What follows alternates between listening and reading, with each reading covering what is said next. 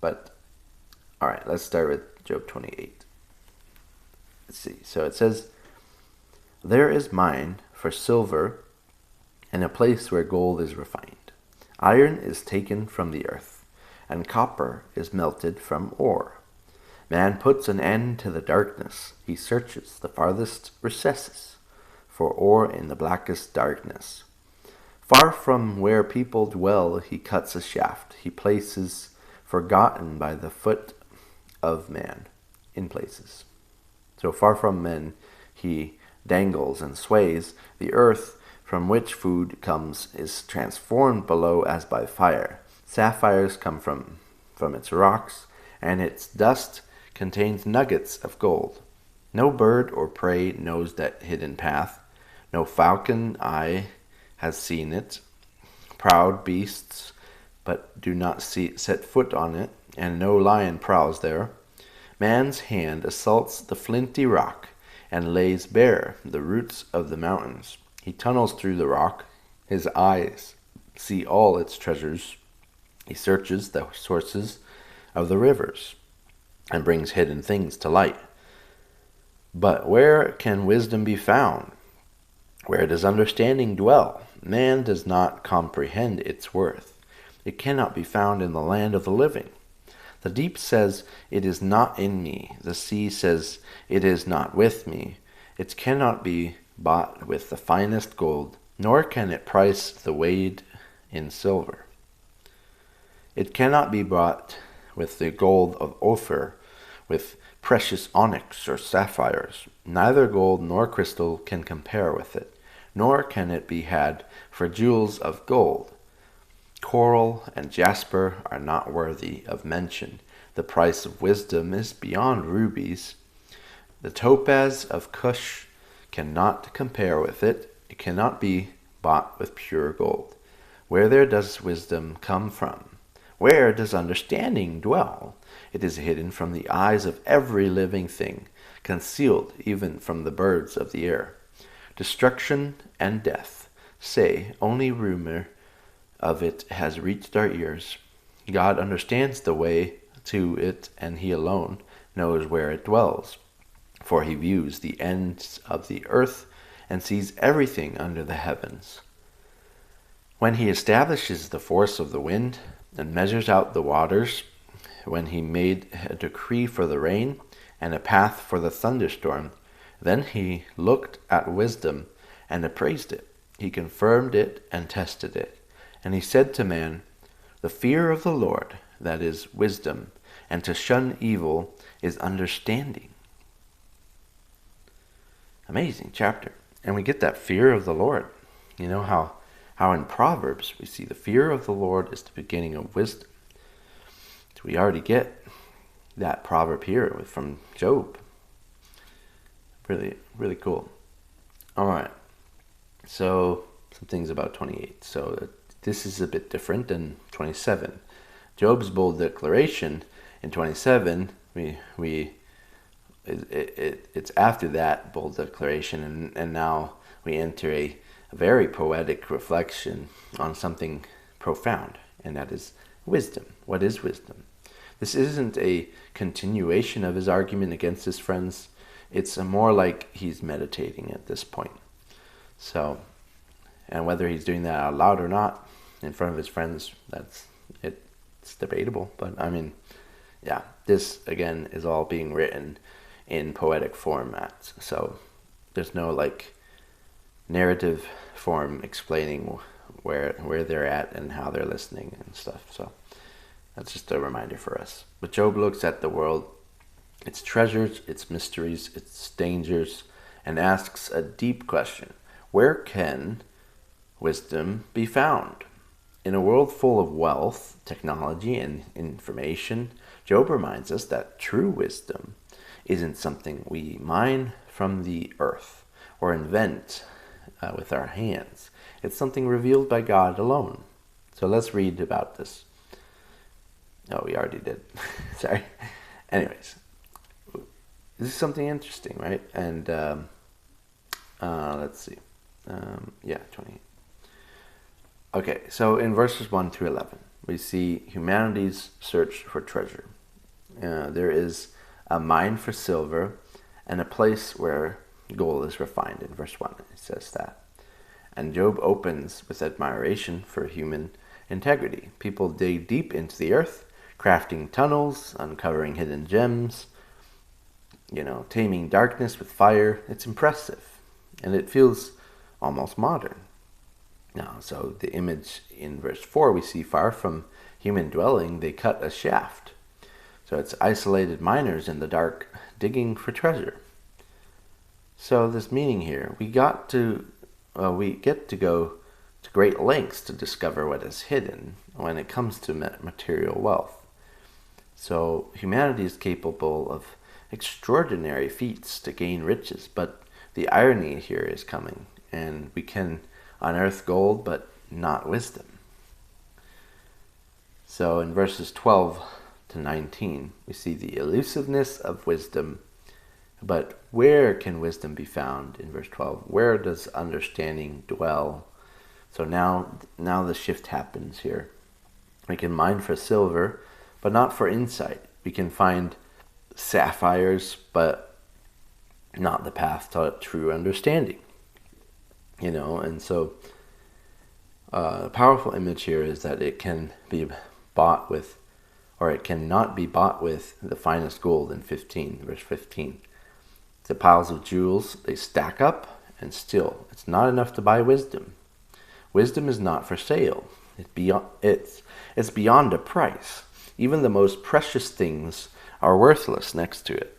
So, the price of wisdom is beyond rubies, he says in verse 18. This echoes Proverbs, but here it's not just poetic, it's an existential realization. Human effort has its limits, and we see that in our day-to-day lives, don't we?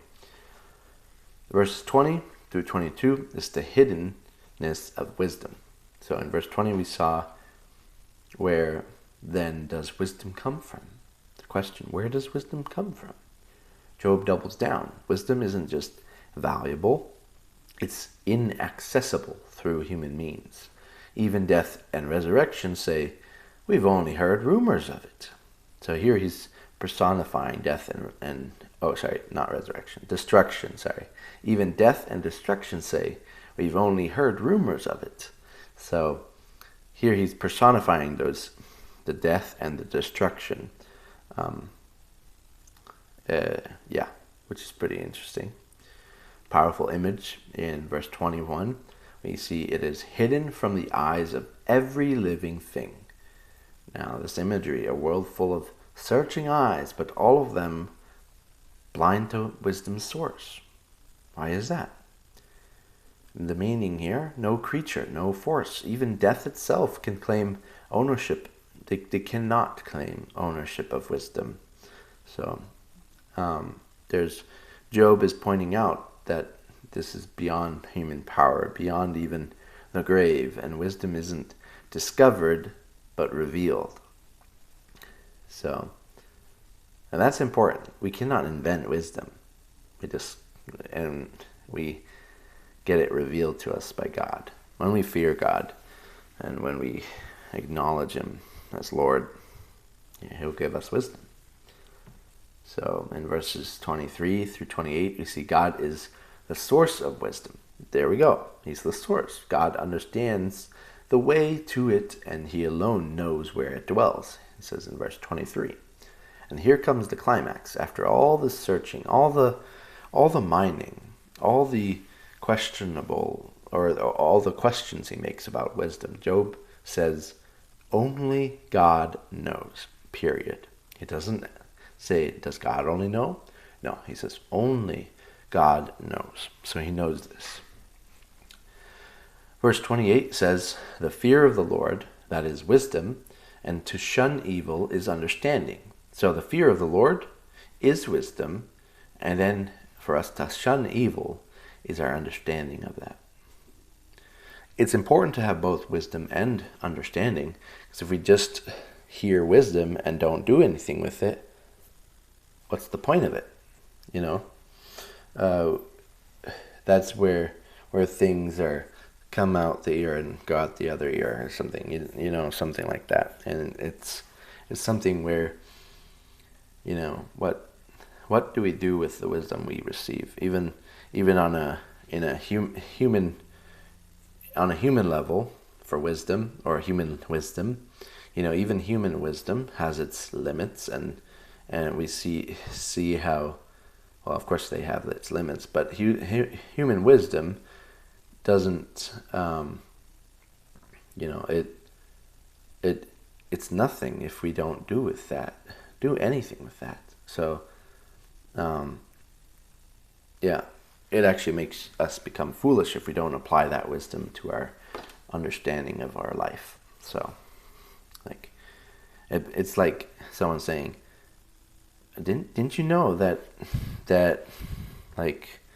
didn't you know that stealing is wrong? It's like, yeah, you should know that, right? Because stealing is wrong in most societies. So, but anyways, that's just a small minor scale of human wisdom, which is fleeting, and ultimately there's no purpose in that. But God's wisdom that He reveals to us does have purpose, and that comes with our understanding when we shun evil. So, there's 3 points of application for this chapter. We see, for one, don't confuse knowledge with wisdom. Here's where it gets interesting. Job acknowledges that humans have accomplished great things, but we still lack this wisdom. So, information is everywhere, but wisdom comes from God, so we have to seek Him first before we can seek those answers. Always go back to the source. Don't we do this with research papers in class and in academia? We always look at the sources of those information to get that information. Then we credit that source in our paper at the end. Same thing with God. We get our wisdom from Him. We go to the source of life, of all the universe. We go to Him to find wisdom. And then we credit Him when we understand it and apply it to our lives. So, and that's what Job is doing. He's holding on to that integrity. The second thing is, treasure God more than gold. So we mine the earth for wealth, but how often do we pursue God's wisdom with the same intensity? That's a good question. Like we try to grab all these material things and possessions and things that really entice us and make us want to work harder and harder, rewards that help us with our motivation. But why don't we do this with God's wisdom? As we gain more wisdom from God, why don't we continue to work like we're mining more wisdom? It's kind of interesting. Sometimes, I guess, in my experience, it seems like, it's scary to hold on to all this wisdom that God's revealed to me, because I'm becoming more accountable I have to be more accountable with more knowledge, right? But actually, you're sharing more with people as well. So yes, there's more accountability because teachers have that wisdom and knowledge, so they're held at a higher standard of accountability. And so when we gain more knowledge and wisdom, we're sharing it, and the proper way is to share it so that we don't hold on to a burden that's too hard for us to hold. And remembering, God is the truth in Christ Jesus. He is the ultimate revelation. So that means all we really need to do is redirect what we're saying to Christ, and redirect our actions back to Christ. And it's tough in a practical sense, but yeah,